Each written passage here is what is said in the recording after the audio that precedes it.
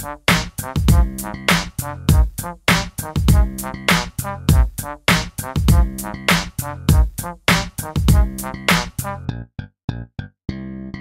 marks Frogger's 35th anniversary. It premiered in American arcades on October 23rd, 1981.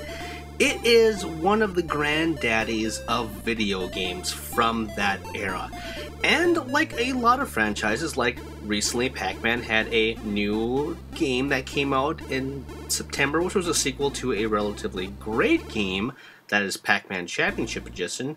But the sequel, people had a lot of problems with, and Pac-Man has gone through so many reboots and retoolings to his character, from his, classic thing to the platformers, and Frogger has as well, and yet it's actually stayed more in line with the mechanics of the original arcade game, where you are this little frog and you're trying to cross traffic as well as swamps, and you're just trying to go through the litany of everything. And of course, like, the second Frogger was the same thing, but I want to look at some other games that came out relatively recently in this timeline of Frogger. I won't be looking at all of them, namely just a few to give you an example of how he's kind of changed in the release order of the Frogger franchise.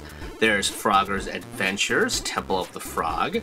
There's Frogger Advance, The Great Quest. Frogger Beyond, Frogger Adventures 2, The Lost One, Frogger Journey, The Forgotten Relic, and Frogger Ancient Shadow. Now, again, all of these, as you can kind of see, is they're kind of, very nice and pixelated from Konami. They've had help throughout the years, not just, internal Konami making all these things, but you control with the directional pan, and it's, he hops around, it's kind of like a platformer, but it's just very janky because he still controls like the original Frogger, essentially, even though they might have lives and some kind of power-ups and they have more enemies.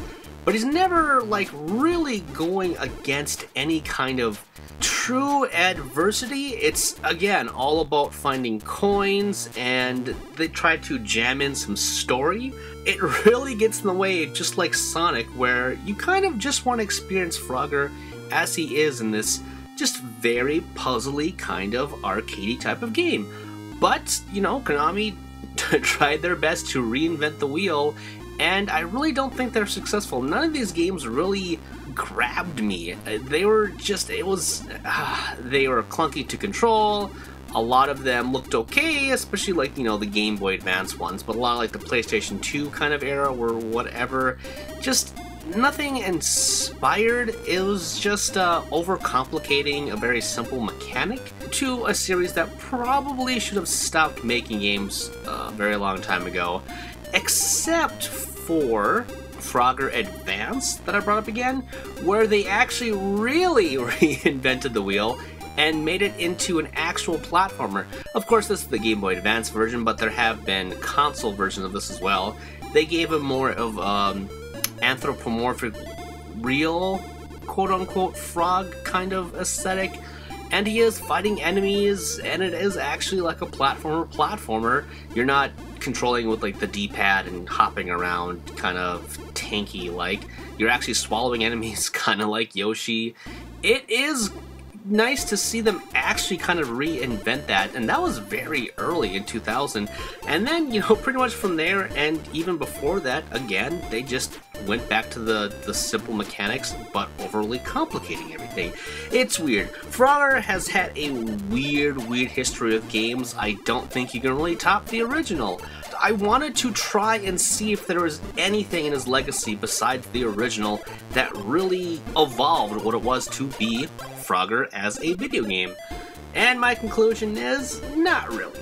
Again, this was not really an intensive retrospective, but for his 35th, I like digging into video game franchises, and that's that. And we'll probably never see Frogger again, because Konami is not really in the game-making business, even though they're technically kind of still putting out games with the Metal Gear Definitive Edition of 5, and then there's the spin-off game as well. Konami's in a weird place right now in terms of all their franchises and in terms of actual game development.